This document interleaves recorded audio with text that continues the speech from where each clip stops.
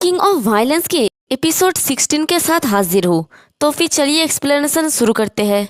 तो एपिसोड के शुरुआत में हम देखते हैं कि जंगचुन सोनसेओक को कहता है कि ये बस समय की बर्बादी है, चलो इसे जल्दी से खत्म करें। और वो उसके पेट पे एक जबरदस्त मुक्का मारता है जिससे सोनसेओक झटकते हुए बहुत दूर तक जाता है। और ये देख के सभी लड़के बहुत ही ज्यादा हैरान हो जाता है।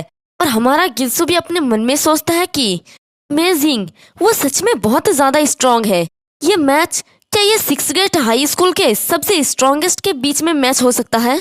वे जंगचुन अपने सर को घुमाता है तो इससे योंगहो को वहां से भागते हुए दिख जाता है। तो वो कहता है कि तुम कहाँ पर जा रहे हो, और वो उसकी तरफ आगे बढ़ते हुए कहता है कि अगर तुमने रूल्स को तोड़ा है तो तुम्हें पनिशमेंट भी फेस करना होगा। जंगचुन का आवाज सुनते ही योंगहो वहीं पर रुक जाता है और डरते हुए पीछे की तरफ देखता है। और जंगचुन कहता है कि यहाँ पर आओ और लेट जाओ, मैं तुम्हें दिखाता हूँ कि अरीना के रूल्स तोड़ने पर क्या सजा मिलता है। फिर दूसरे ही सीन में देखते हैं कि योंगहो वहाँ पर अरीना के ऊपर अपने घुटनों के बल बैठा होता है और जंगचुन यहाँ पर एक लोहे का डंडा लेके उसके सामने खड़ा होता है। और उसे देखकर योंगहो के तो पसीने छूटने लगता है। वो सोचता है कि क्या वो सच में मुझे इस बैट से पीटने का प्लानिंग बना रहा है? अगर मुझ पर उस जैसे कोई मॉन्स्टर हिट कर दे तो मैं बच नहीं पाऊंगा। और वो जंगचुन के सामने गिड़गिड़ाते हुए कहता है कि सीनियर सीनियर प्लीज मुझे बख्श दे, वैसा नहीं है जैसा कि आप सोच रहे हैं।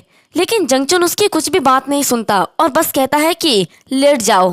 बेचारा योंगहो सोचता है कि मैं तो मरने वाला हूँ, और वो झट से जंगचुन के पैर को पकड़ लेता है और कहता है कि सीनियर प्लीज मुझे बख्श दे, मुझे ऐसा करने के लिए फोर्स किया गया था, इसलिए मैंने ये क्राइम किया। मैं बस एक विक्टिम हूँ, बस एक विक्टिम हूँ सीनियर।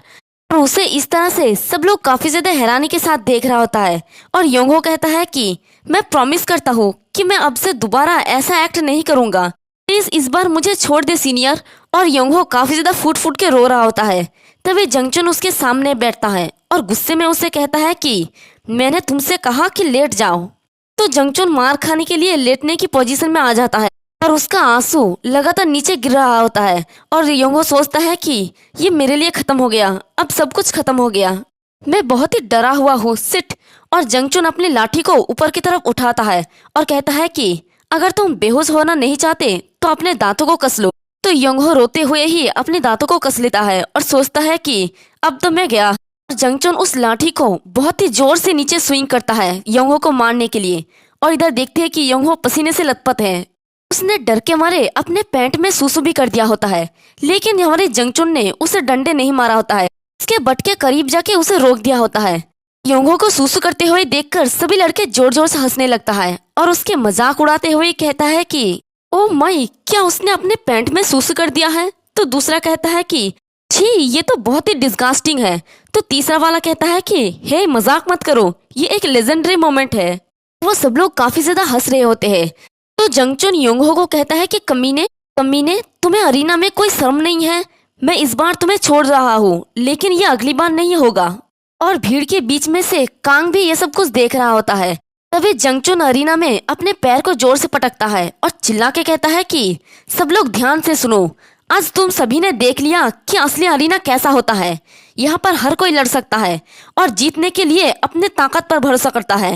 यहाँ कोई भी चीटिंग अलाउ नहीं है, सिर्फ फेयर फाइट करके स्ट्रांग ही जीत सकता है। लेकिन अगर कोई अरीना का फाइट स्कूल में लाता है और वो रूल्स तोड़ता है तो जब तक मैं यहाँ का लीडर हूँ मैं उसे सरवाइव नहीं करने दूंगा।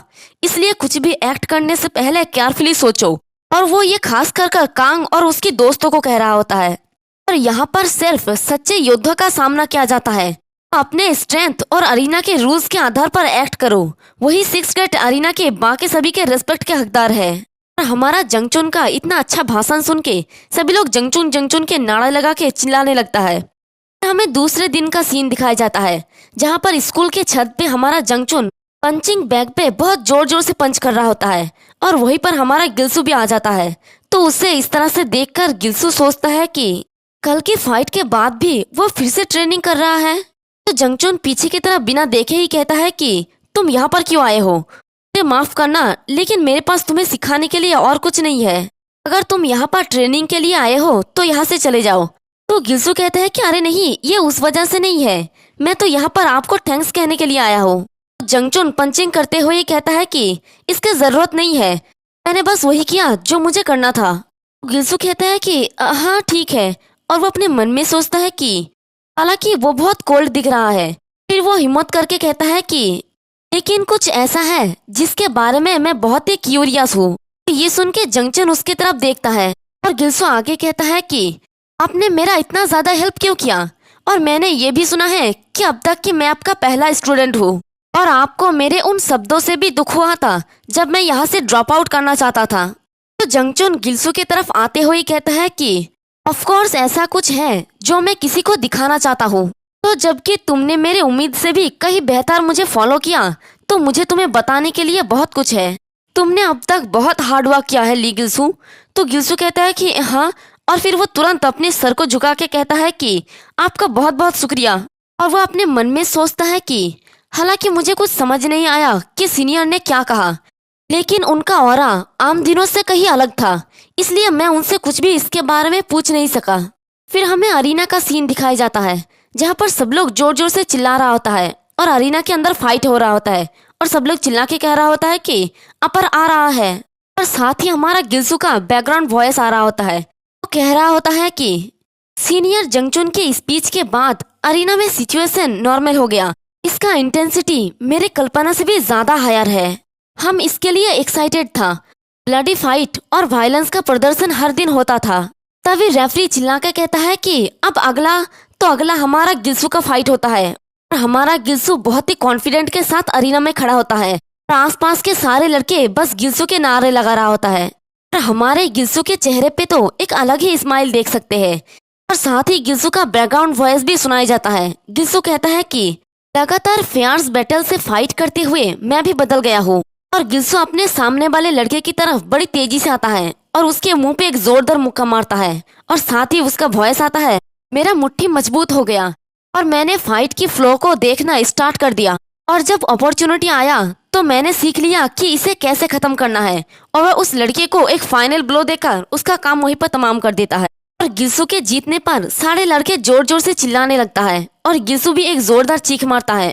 और साथ ही उसका वॉइस ओवर आता है कि मैं एक्साइटेड और पैशनेट था, मैं पूरी तरह से अरीना के और आकर्षित था। फिर हमें एक जेल का सीन दिखाया जाता है जहाँ पर कांग इन्हें किसी से मिलने के लिए आया होता है।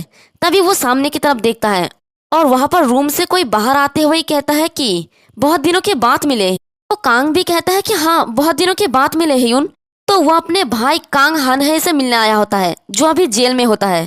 कांग हानहे कहता है कि मुझे पूरा यकीन है कि मैंने तुमसे कहा था कि जब हम अगली बार मिलेंगे तो मैं कुछ इंटरेस्टिंग खबर सुनना चाहूंगा। तो बताओ सब कुछ कैसा चल रहा है। तो कांग इन्हें अपने सर को झुका के कहता है कि एक लूजर बास्टर्ड आके सब कुछ बर्बाद कर दिया। और हमारे एक्सपेक्टेशन के ऑपोजिट सॉन सियोकबू जंगचुन को हरा नहीं सका। तो ये जगह जुबिनियल रिहेबिलिटेशन होता है, यहाँ पर जो माइनर लोग होते हैं उन्हें सुधरने के लिए भेजा जाता है, यानी ये एक तरह की बच्चों का जेल होता है। यहाँ पर बाहर नोटिस टांगाई होता है कि शांत रहने के लिए। लेकिन कांग इन्हें की बात सुन के कांग हानहे जोर जोर से हंसने लगता है और कहता है कि वो जंगचुन कमीना इतना बड़ा हो गया है, लेकिन फिर भी सिर्फ ये इसलिए है कि मालिक एब्सेंट है। नहीं, ये खुद को मालिक कह रहा है। इसका मतलब ये बिल्कुल भी नहीं है कि वो बास्टर्ड ऐसे एक्ट कर सकता है जैसे कि वो वहाँ का इंचार्ज है। इसके बारे में हमें फिर से एक बार बताया जाता है कि इसका नाम है कान हानहे और ये 6 गेट हाई स्कूल का पुराना लीडर था, साथ ही कांग इन्हे का बड़ा भाई। इसी के साथ हमारा ये वाला एपिसोड भी खत्म होता है। एक्सप्लेनेशन पसंद आई तो कमेंट करके जरूर बताना, वीडियो को लाइक और चैनल को सब्सक्राइब कर देना। शुक्रिया।